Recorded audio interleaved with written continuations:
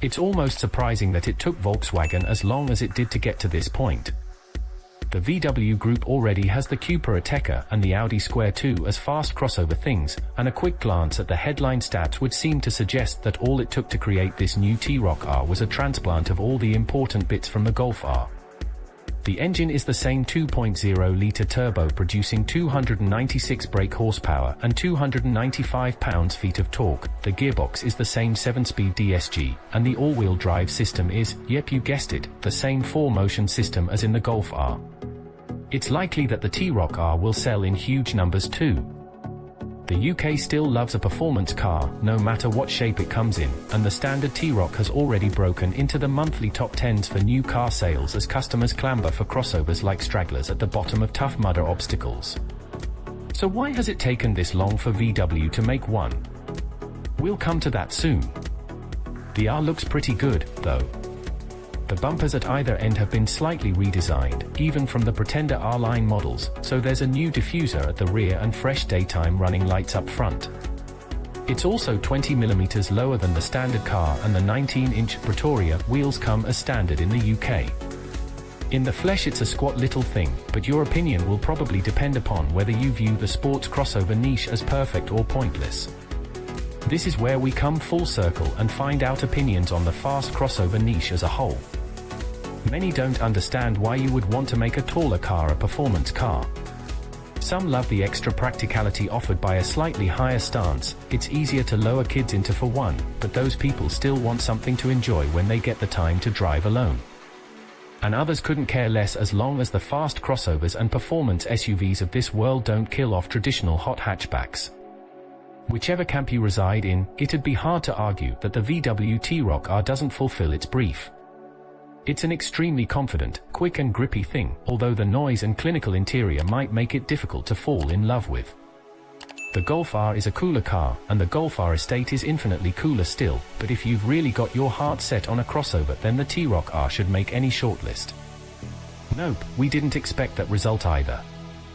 VW could have just plumbed all the performance Golf parts into its higher-riding sibling and hoped for the best, but it really has spent some quality time on the T-ROC. Much of that time was apparently spent at the Nürburgring, although our boss Jost Capito assures us that the B-roads around the circuit had just as much bearing on its development. We'll start with what hasn't changed much, that engine. As you know from our Golf R experiences, it's a belter.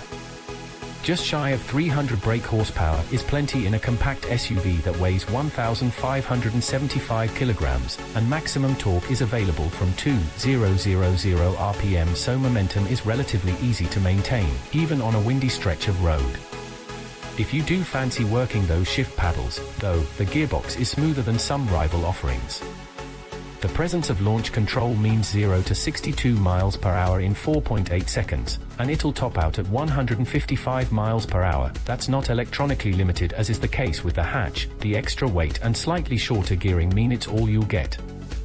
On the previously mentioned windy road, the steering is direct and the 4WD system will keep the T-ROC R remarkably stable, especially given that more of the weight lives higher up than in the hatch or estate. You get the sense it's tuned to be slightly more sensible than the Golf, though, that more of the torque is heading to the front wheels more of the time. Perhaps that reflects the audience that the T-ROC is aimed at. Perhaps Volkswagen's biggest achievement here is the optional adaptive damping. In comfort mode, the T-ROC R is manageable in town.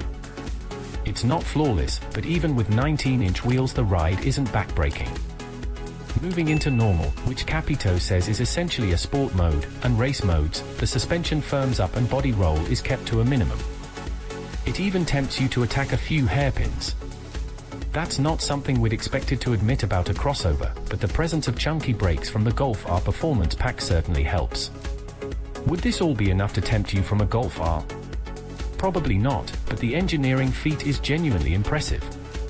In what are genuinely surprising scenes, we haven't had too many gripes with the T-ROC R as of yet.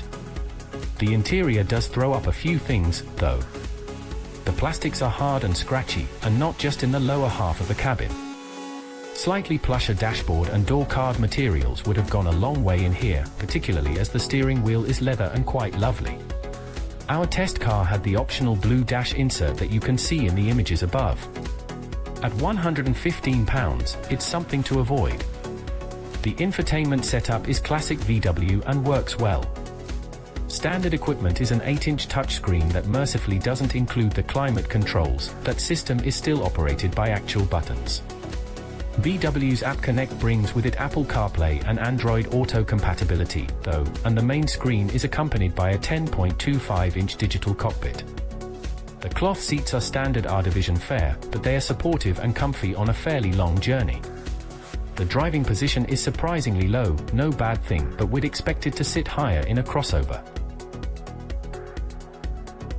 If you've been browsing the VW website recently, then you'll have noticed that orders are already open for the T-ROC R. Deliveries will apparently begin as early as November 2019, and prices will start from £38,450.